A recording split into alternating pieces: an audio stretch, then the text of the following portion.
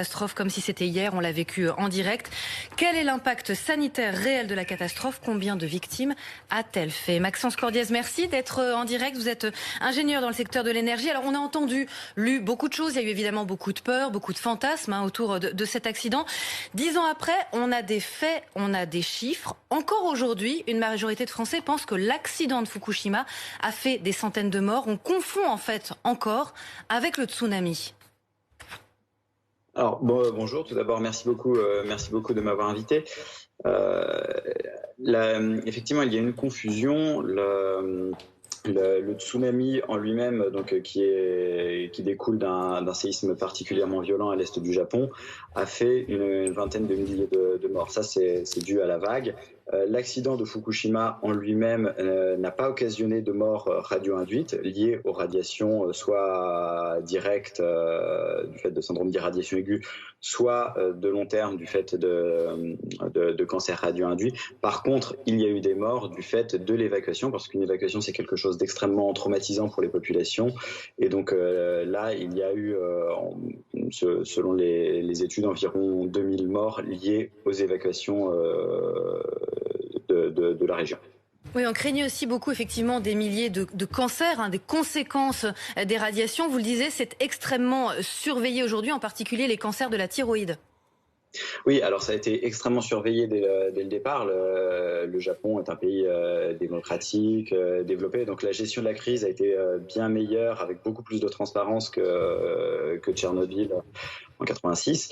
Et donc il y a eu un suivi des populations qui a été mis en place à large échelle extrêmement tôt. Alors ça a induit une hausse des cancers détectés de la thyroïde, mais ça, c'est, comme l'explique l'Organisation mondiale de la santé sur son site internet, c'est dû surtout aux recherches de ces cancers. Parce que un dépistage plus important.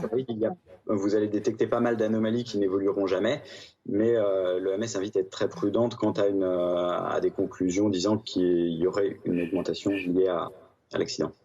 Question maintenant de Camille sur la radioactivité. Où en est-on 10 ans après sur le niveau dans la zone? Des habitants ont été autorisés à revenir. Alors ils ne sont pas nombreux, à peine 20%, mais ils ont eu l'autorisation de revenir.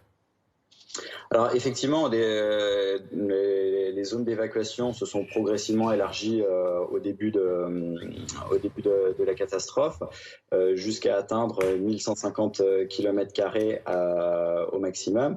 Ensuite, au fur et à mesure des décontaminations, des mesures, etc., la zone a été réduite. Les gens ont pu commencer à revenir sur le site. Aujourd'hui, à ma connaissance, la zone est de 370 km². Après, tout le monde n'est pas revenu. Pour plusieurs raisons. L'une des raisons, bon, déjà des gens ont refait leur vie ailleurs pour certains.